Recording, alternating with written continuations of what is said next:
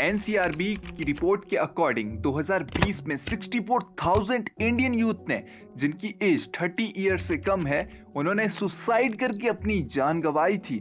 और 2020 में farmer suicides कम है, लेकिन स्टूडेंट सुसाइड फार्मर सुसाइड के कंपैरिजन में बहुत बढ़ गए हैं। किसान जब आत्महत्या करते हैं तो आपने देखा होगा कि इंडिया में उसे रिकॉग्नाइजेशन मिलती है और फार्मर्स का ये इशू हाईलाइट भी होना चाहिए। लेकिन वहीं दूसरी ओर जब कोई स्टूडेंट सुसाइड करता है तो उस चीज को दबाने की कोशिश की जाती है और ये कहा जाता है कि स्टूडेंट ने अपने फेलियर की वजह से सुसाइड किया है। लेकिन एक्चुअल में वो फेलियर स्टूडेंट का नहीं होता, वो सिस्टम का फेलियर है, जिसे गवर्नमेंट कभी भी हाईलाइट नहीं करना चाहती है।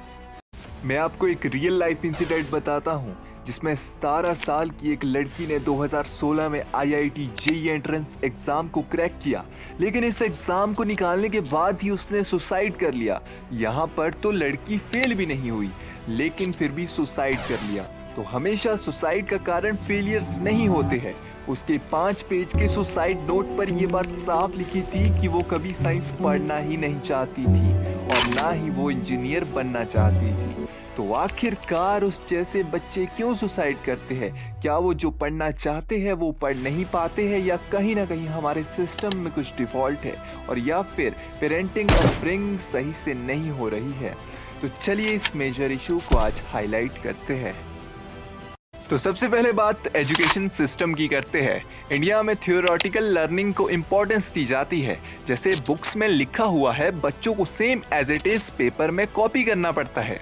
अगर स्टूडेंट अपनी ओर से कुछ ऐड ऑन करता भी है तो उसे क्रिटिसाइज किया जाता है और वहीं पर उसका कॉन्फिडेंस किल हो जाता है और उसकी क्रिएटिव थिंकिंग की जर्नी को समाप्त कर दिया जाता है। और इसके अलावा sports, arts, craft, extra curricular activities को उतनी इम्पोर्टेंस नहीं दी जाती है जितनी कि रोट लर्निंग को दी जाती है।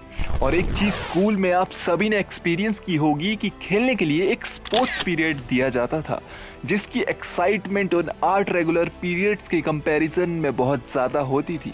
लेकिन उस फ्री स्पोर्ट्स पीरियड को भी मैथ्स टीचर अपना सिलेबस कंप्लीट करवाने के लिए यूज़ कर देते थे।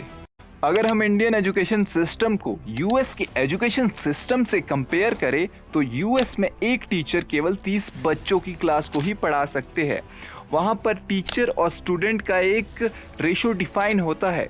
उससे ज़्यादा बच्चे ना तो टीचर्स के पास पढ़ सकते हैं, ना ही एक टीचर बहुत से बच्चों को पढ़ा सकता है। लेकिन इंडिया में एक टीचर 100 बच्चों की क्लासेस को रेगुलेट करते हैं, जिस वजह से 100 में से 10 अच्छे पढ़ने वाले भी कॉन्सेप्ट को सही से समझ नहीं पाते हैं और टीचर भी बच्चों के साथ वो कनेक्शन कभी भी बिल्ड नहीं कर पाते हैं, जो कि एक अच्छी एजुकेशन के लिए बहुत इंपॉर्टेंट है। आपने देखा होगा कि maximum Indian teachers serious mood के होते हैं।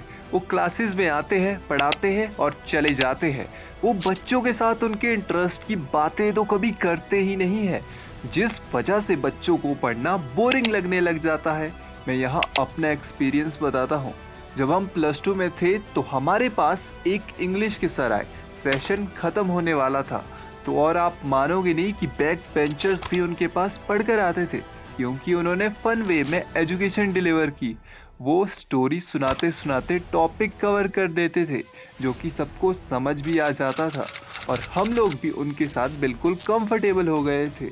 और बैक बेंचर्स भी उनकी क्लास में बंक मारना अवॉइड किया करते थे। अब बात आती है गवर्नमेंट जॉब्स की, जो कि इंडिया में बहुत कम रह गई है और कंपटीशन बहुत बढ़ गया है। 100 वैकेंसीज के लिए भी लाखों में एप्लीकेशंस आती है और उन 100 वैकेंसीज में भी रिजर्व्ड कुछ स्पोर्ट्स कोटा ऐसे प्री बुक्ड होती है। और फॉरेन इन्वेस्टमेंट्स कंट्री में रेगुलर बढ़ रही है। एमएनसी कंपनी स्किल सेट पर इजीली जॉब्स दे रही है और यूथ के पास जॉब चेंज करने का भी ऑप्शन हमेशा रहता है।